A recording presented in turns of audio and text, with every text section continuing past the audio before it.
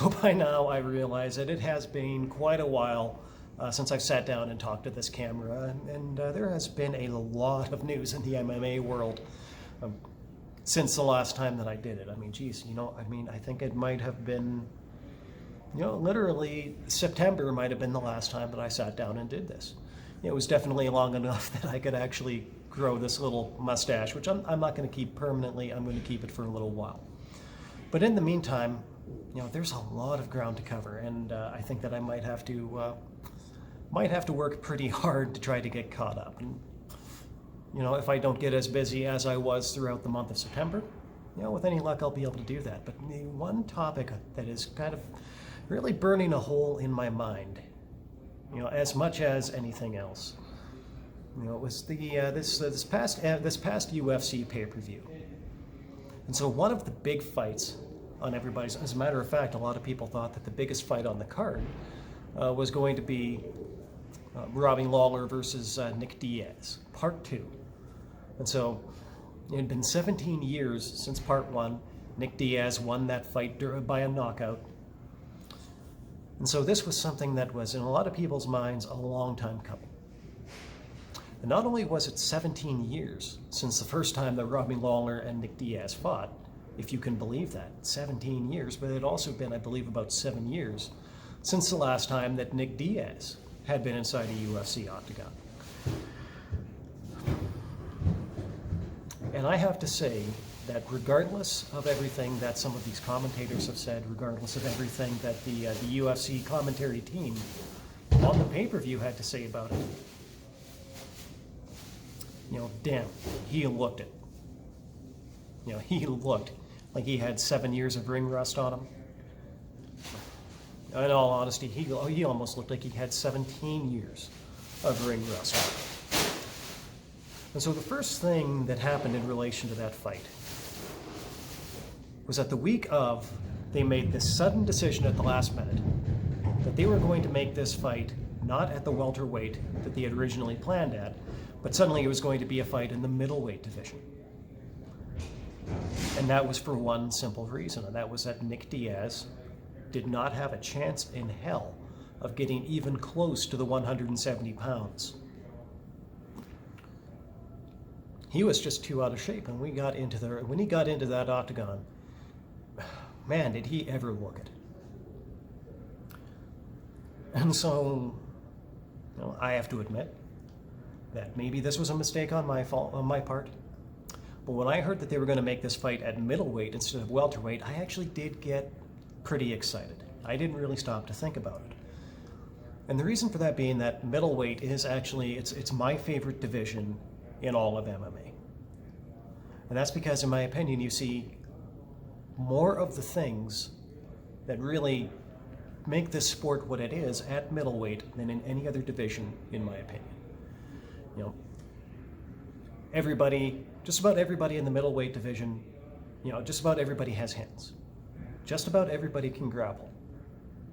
The fighters are still fast, and the fighters are still strong. They're still, it's maybe that first division you get into where every single fighter in the division has knockout power. And so it's my opinion that basically anything that you might want to see, out of a mixed martial arts fight, middleweight is the division where you are most likely to see that. And so when I heard that Lawler and Diaz were going to do this at middleweight, man, I got really excited because, Nick Diaz at middleweight, this should be a lot of fun to watch.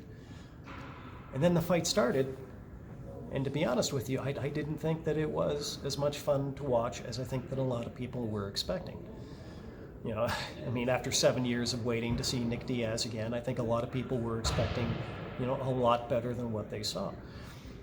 These guys didn't seem like they were throwing with a whole lot of heat. The pace was a little bit off, in my opinion.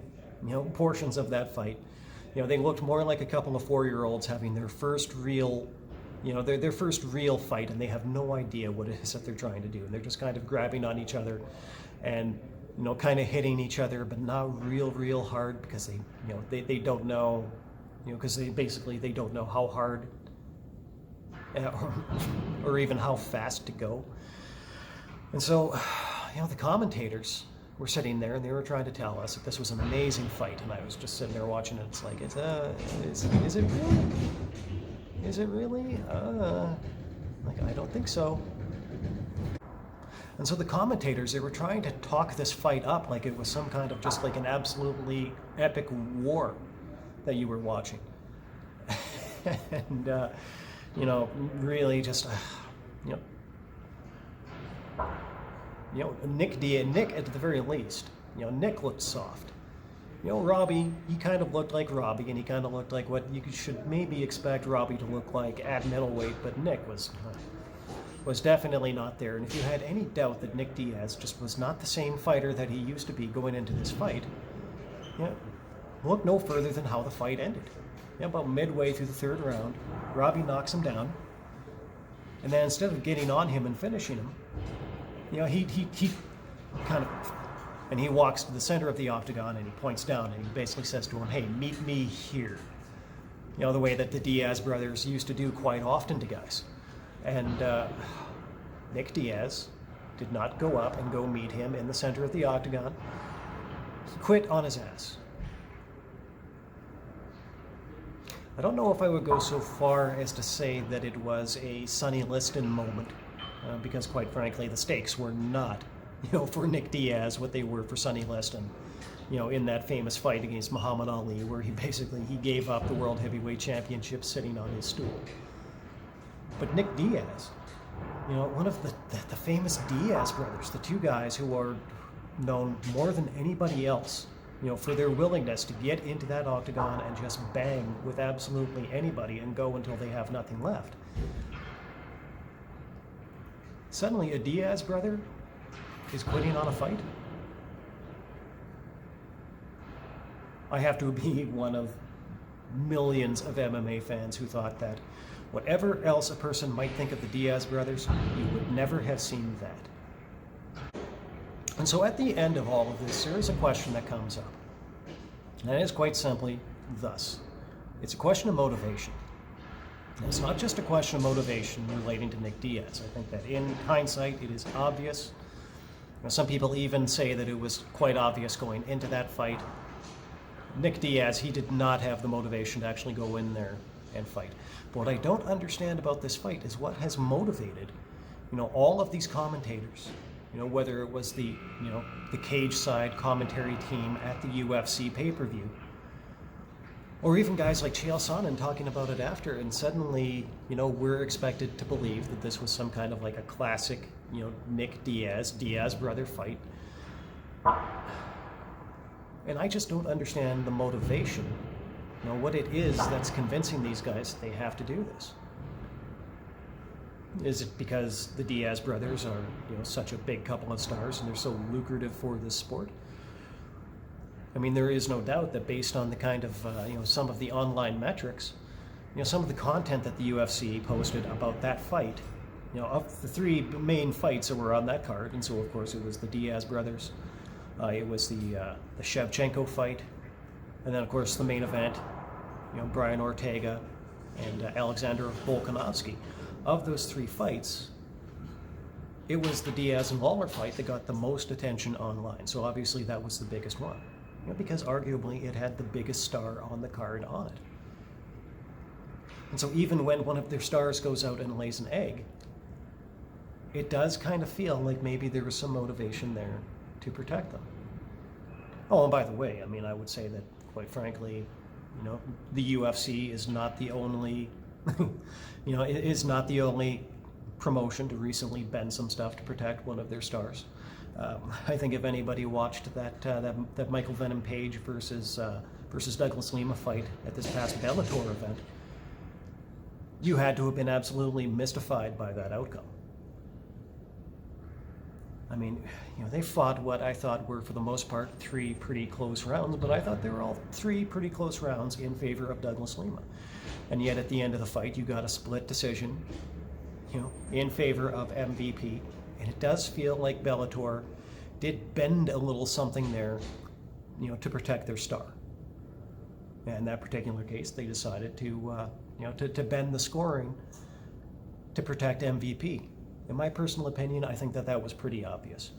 And I think in the UFC's case, what they're basically doing is they are bending the truth about this fight to protect a star who, honestly, it almost sounds like maybe he doesn't even want to be back. I mean, let's be real about let's be real about this with ourselves. It isn't as if combat sports is not, the kind of segment of the sporting world where stars don't get protected. It happens all the time, especially in boxing. And therein lies the real dilemma about this. Because one of the refreshing things about MMA, particularly over the last couple of years, because it did seem like MMA was a lot more insulated, from that, quite frankly, what I would consider to be, corruption, the corruption of the competitive infrastructure, than boxing was. And if too many more, things like these two things go on, I think that MMA could very quickly find itself to be in the same kind of spot as boxing, where suddenly they go back to starting having difficulties filling arenas again. It could happen. I mean, from a business perspective, come on, man. I mean, from a business perspective, it does make perfect sense why they would want to maintain Nick Diaz as a star the way that he is. And obviously, they do have to give the fans what they want. But sometimes even more important than giving the fans what they want in terms of giving them, the fighters that they want as stars, I do think that one of the things that makes the sport what it is that, fans also have to be given the truth. And as it related to this Nick Diaz versus Robbie Lawler fight, they didn't give us the truth. I don't think they are giving us the truth.